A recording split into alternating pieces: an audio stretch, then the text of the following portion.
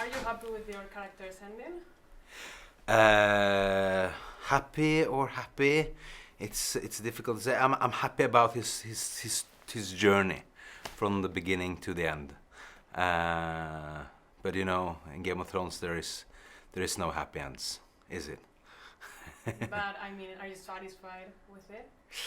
I can't say anything about season 8 because I can say that they didn't give me an off-screen death in season 7. I'm allowed to say that.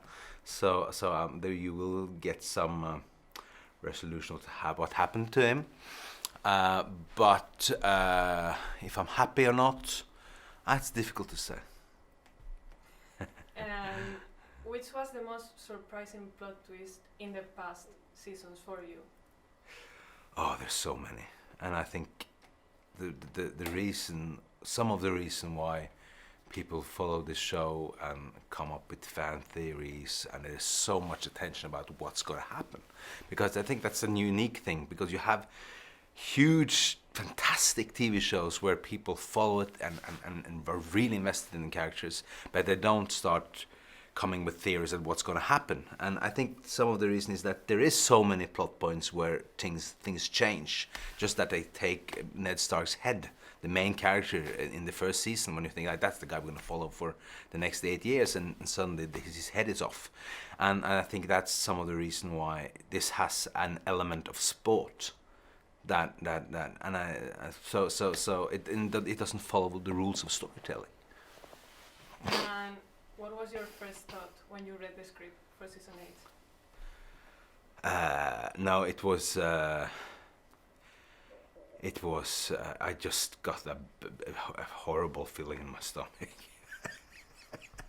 and it twisted my head, and it was nothing like I had imagined, and how it should be, but shouldn't be. I don't know. It was just it was a lot to take in. And HBO is working on several spin-offs. What would you like to see? One set in the past, the future? Which spin-off? Yeah. I think there's so much to take off. The Game of Thrones world is such a huge universe, but I think it would be interesting to see a romantic comedy from Castle Black or something. You know, something. I don't know. And I guess all of you had your theories, but which member of the cast was more accurate about the ending? No, it's so many, like throughout all the seasons, everybody has been discussing what's going to happen next season. I think that's the storyline, and Kid has been the guy who's been most secure about his theories, but it doesn't mean that they're right.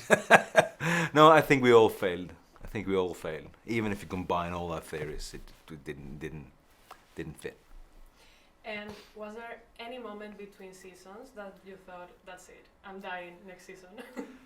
I've been thinking that every season, when Ned Stark can die, then everyone can die, and so it's been like you shop through the script and like what's happening. So yeah, and there's been many moments, especially in last season where I was reading he's falling into the ice, and suddenly the Hound came and saved him. But that's the closest I've been. But I think it's a miracle that Tormund has survived all these wars, all this horrible Hardhome and the Battle of the Bastards, and it's been exhausting for him. But he still has a chance to make great big monsters with Brienne. That's the plan. And that's the one who should end on the throne. They're babies. And when you read the script, besides your character, which one do you think that has the most shocking journey for 8th season?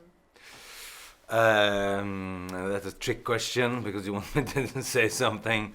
Everybody wants to know, nobody wants to know. I think that's the beauty of the show, that every character start out like something, and they spend like 3 seasons to change into something better or something worse, and the sympathy, it goes like forth and back all the time throughout seasons. And I think that's also a part of it, is that like people aren't good or bad.